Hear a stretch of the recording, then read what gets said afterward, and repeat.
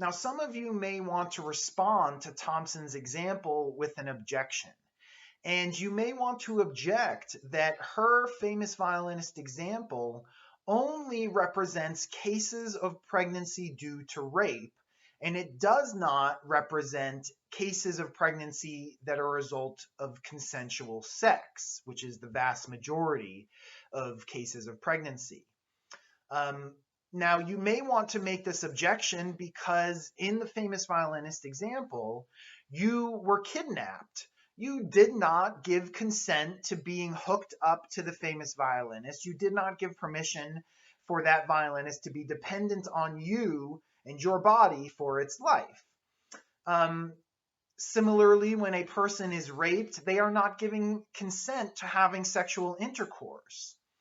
Um, so that is to say that in the example, because you are not giving consent to being hooked up to the famous violinist, that's not a good example of cases where a person becomes pregnant, a mother becomes pregnant as a result of consensual sex. The example can only represent cases of rape where you did not give consent.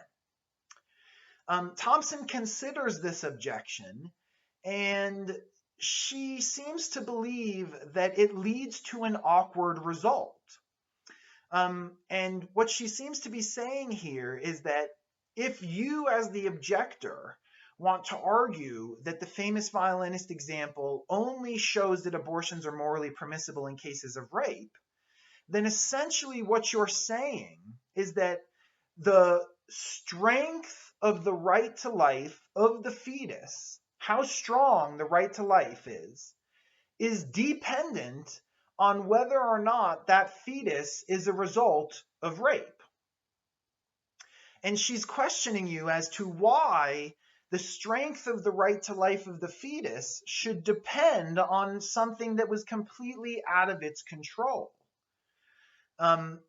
It's completely out of control of the mother as well, but it's completely out of control of the fetus too.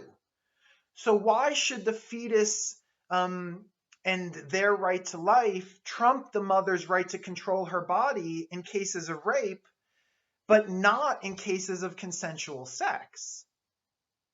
To be clear, what Thompson is trying to argue and trying to prove with her famous violinist example is that any case of pregnancy where the mother did not explicitly consent to being pregnant, any case like that, an abortion could be morally permissible.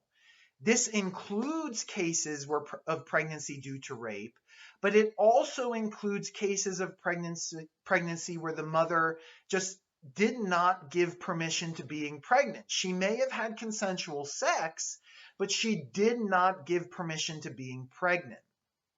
Now, you may want to object to that further, but let's save that objection for later on in the presentation and later on in Thompson's essay.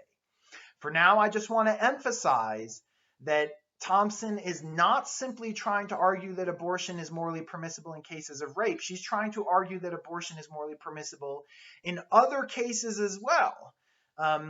And she seems to believe that basing the fetus's right to life on whether or not it's a product of rape, a result of rape, is an awkward suggestion, and that it's a better suggestion to base the moral permissibility of abortion and the strength of the rights at hand on whether or not the mother has given explicit consent to being pregnant.